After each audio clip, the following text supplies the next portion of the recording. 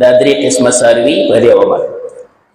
زمونږ دې وخت کې بعضې انسانان ملګري داسې دي چې هغوی مسلمانان په هره خبره کې په شک او په شبهه کې اچولي. مسلمانانو ته په دین کې تردد او شک پیدا کړي. یره جي په میخو قرباني نه کړي، میخین څاروي باندې قرباني نه کړي، مسلمانان په تردد او شک کې واچي. ولی یره جي پیغمبر په قرباني نه ده کړې، پیغمبر قرباني نه ده کړې. خجی اوله مسله دې ته غوږ کېږده چې زموږ دا دین داسې نه دی ښه چې دا ګینې د سعودي نه راوچت شو ډایرکټ پاکستان کې دلته کېښو. دا دین داسې راوچت شو ګینې په انډیا کې دلته کېښو، او دا داسې نو چې ستا پلار تللی یا زما پلار تللی دی او د هغه ځای نه دین راوچت کړو په دې پاکستان او په انډیا او په بنګال کې دلته راته کېښو. داسې نه ده. دا دین د هغه ځای نه د پیغمبر ملګرو د پیغمبر نه دین زده کړی دی، او هغه صحابو چې د پیغمبر نه دین زده کړی دی بیا دغه شانتې را روان دي او دا خلک مسلمانېږي او د هغوی نه همدقسې دین زده کوي. د هغه ځای نه را روان او دا دین ته زده کوي. وسط ایشیا ملکونو ته راورسېده، چې افغانستان ته د حضرت عثمان په زمانه کې اسلام راورسېده. بیا چې کوم د همداسې د ولید په زمانه سن 85 هجري کې پاکستان ته اسلام راورسېده. ولید زمانه د چې د 85 هجري ده چې پاکستان ته اسلام را رسېدلی دی، هندوستان ته اسلام را رسېدلی دی. او یو نه دی دوه نه دی چې په سوونو په زرګونو صحابه راغلي دي. دا حضرات دې ملک ته راغلي دي او په دې ملک کې روجې هم وي او په دې ملک کې اخترې هم وي او په دې ملک کې قربانیان هم وي او په دې هندوستان کې هغوی وکته چې دلته غوا هم شته او دلته میخ هم شته او دا خلک د دې غوا او د دې میخو نه دا اعمال پیدې تن علي صحابو دا هر څه منلي دي. چې پیغمبر علیه الصلاة والسلام صحابه دلته راورسېده دا هر څه یې ومنل. بل پکې لا د چا بچی دی چې هغوی په دې باندې قرباني نه کېږي. نبی کریم علیه الصلاة والسلام درېیمه دا چې یاره پیغمبر وینا نه ده کړې، نو یو څیز چې یي نه شریعت هغه نه دی ذکر کړی. قرآن مقدسه اصول احادیث مبارکه اصول ذکر کړي دي. په قرآن کې د ټوپک ذکر شته، ولی د ټینک شته، د جاز شته، د بارودو میزایلو دا یو څیز نه دی ذکر شوی. البته اصول ذکر دي کچری هغه زمانه کې دا ویلې شوی چې داسې اوس په دې به هغه به الوځي او په دې کې به خلک ناست وي. دا چا منله؟ دا سپین ږیري تاسو وایي چې ته جوان وې او تا ته چا ویلي وې چې داسې یو څیز به تا مخې ته نیولې، خبرې به وکړې، تصویر به پکې وښکاري او بل سړی به د دنیا په هغه سر کې وي، ته به یې این یو خبرې به ورسره کوې. دا 100 کاله مخکې نه ما منله او نه تا منله. د 1500 کاله وړاندې چې پیغمبر دا خبره کړې دا سره چا منله؟ قرآن ورته اشاره کړې. الله فرمایي وَيَخْلُقُ مَا لَا تَعْلَمُونَ، تاسو نه پوهېږئ دا څیزونه پیدا کوم، ښه نور به پیدا کوم. داسې اشاره ورته کړې ده. بیا آن په آن پیدا کېږي. عربو کې میخه شتې نه، هغوی د سره میخه پېژني نه، هغوی واوره پېژني نه، شتې نه یو څیز نه. عبدالله ابن عباس صاحب تپوس کېږي وایي دا سلج عربی کې زموږ ته دا واوره دا څه شي ته وایي، دا واوره څه ته وایي؟ هغه وایي داسې سپین سپین څیزونه او د اسمان نه راورېږي. هغوی د سره داسې لیدلی نه بیا میخه دا څاروی عرب د سره پېژني هم نه په هغه زمانه کې ونه و. داسې چې راشي مخې ته یې دلته اذربایجان دی، ارمینیه ده، د ترکو نه به دې خوا راوړي، وسط ایشیا ازبکستان ته به راورسېږي. ازبکستان د افغانستان سره نږدې ملک دی. د هغه یو عالم دی صاحب د هدایي هغه مسله ذکر کوي. وایي که چېرې داسې وکړې چې یو سړی قسم وخوري چې زه به غوښه نه خورم او د میخې غوښې وخوړله، قسم کې وایي حانس دی وایي نه، زمونږ په ملک کې د میخې غوښه څوک پېژني نه. وسط ایشیا د ازبکستان عالم دی، هغه وایي زموږ ملک کې د میخې غوښه څوک پېژني نه. تا قسم خوړلی چې زه به غوښه نه خورم، دا غوښه ده نه، ځکه دلته څوک پېژني نه. او زمونږ دا غوښې موږ عمر دغه میخې څوک هلته څوک نه پېژني. د دې نه چې مخکې لاړ شي په سعودي کې به دا چا څه کوي. د پیغمبر څنګه د میخې متعلق خبره کړې ده، خو د پیغمبر شاګردان را روان دي داسې.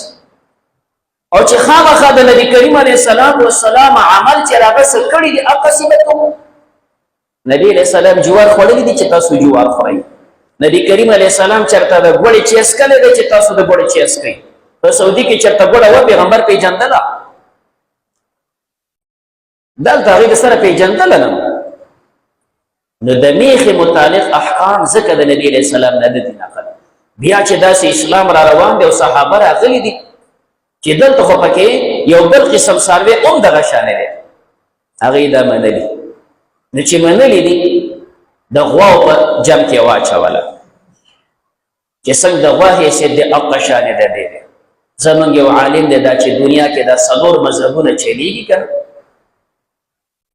4 مذهبونه چې کوم د مقلدینو حضرات دنیا کې دا خلک اوسېږي، دا نو خو چې د کړو مالګم دی.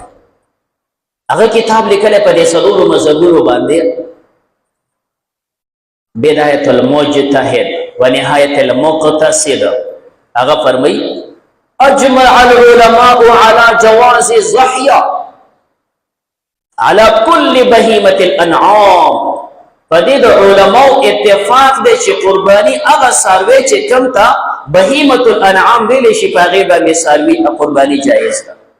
اجمع العلماء، د دې مسلمانانو علماو دا اتفاق دی چې کوم څاروی هغې ته بهیمه الانعام وایي په هغې باندې قرباني ټیک ده. او چې کوم یو سړی د دې عالمانو نه بهر دی، جاهل دی، نو جاهل له څه اعتبار دی؟ بیا دغه جاهل ته به دا ووایي د دې میخو پیس کوي که نه کوي؟ او جی پاک دي، څنګه دي د غوا په شان دي؟ نو غوښې خورئ که نه خورئ؟ او جی غوښه هم پاکه ده، څنګه ده؟ د غوا په شانه ده. نو دا میخې خرڅوئ که نه خرڅوئ؟ او جی خرڅون هم ټیک دی، څنګه چې غوا خرڅېږي. نو یره چې یو سړی صرف میخې ساتي، وایه زکات پکې شته که نه؟ بلکل پکې شته. عجیبه ده چې پی خوري، غوښې خوري، زکات یې مني، خرڅون یې مني، او یو قرباني وله نه منم. دا راته ووایه چې دا پی تا ته کوم پیغمبر ویلي چې دا جایز دی؟ بیا دا راته ووایه چې دا غوښه ته کوم پیغمبر ویلي دی چې دا جایز ده؟ بیا دا پکې ووایه چې دا ته کوم پیغمبر ویلي دی چې دا خرڅون یې جایز دی؟ دا ته کوم پیغمبر ویلي دی چې په دې کې بیا زکات هم جایز دی؟ دا ته کوم پیغمبر دی ویلي دی؟ دا ټول څیزونه منم، خو صرف یو چې کوم دی قرباني نه منم. با مسلمانان صرف ذهنونه مشوش کول، مسلمانان په دین شک کې اچول.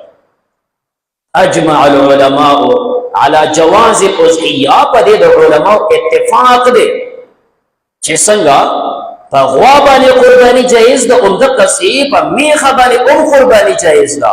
او دا تمام حکمونه د غوا په شان دي، پی د هغې په شان ته، غوښې د هغې په شان ته، زکات یې د هغې په شان ته، خرڅول یې د هغې په شان ته، اضحیه هم د هغې په شان ده. نو د دې وجې نه هغه کسان چې هغوی مسلمانان صرف په تشویش چیز کړي چې موږ د چا داسې بکواسونه نه منو.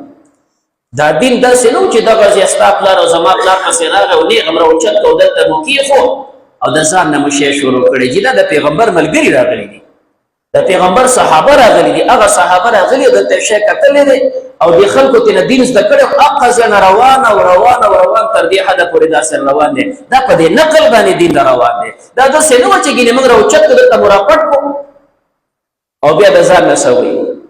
دا د ځان نه چې وایي هغه پکې داسې تاسو د ځان نه وایي، موږ یې د ځان نه وایي.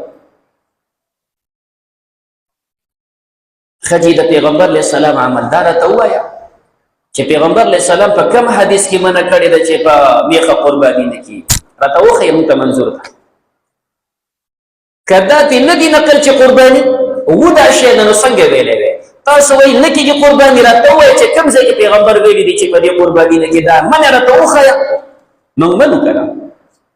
ته راته منع وښیه چې کوم ځای کې منع کړې، د سره منع ده راغلی. ابو داود روایت کې راغلی پیغمبر علیه السلام فرمایلي الله بعضې څیزونه حرام ګرځولي، بعضې څیزونه حلال ګرځولي. وما سکت عنه فهو عفو، چې کوم شریعت تا ته بیان نه دی کړی دا معاف دی، چې د دې نه منع نه ده راغلې، په دې کې امر رانغلی، دا عفو ده چې کوم دی جایز ده، چې څنګه غو حکم دی هغه د میخو حکم هم دی. پیغمبر منع راته وښیه که نه؟ د صحابي منع راته وښیه، موږ ته منظور ده.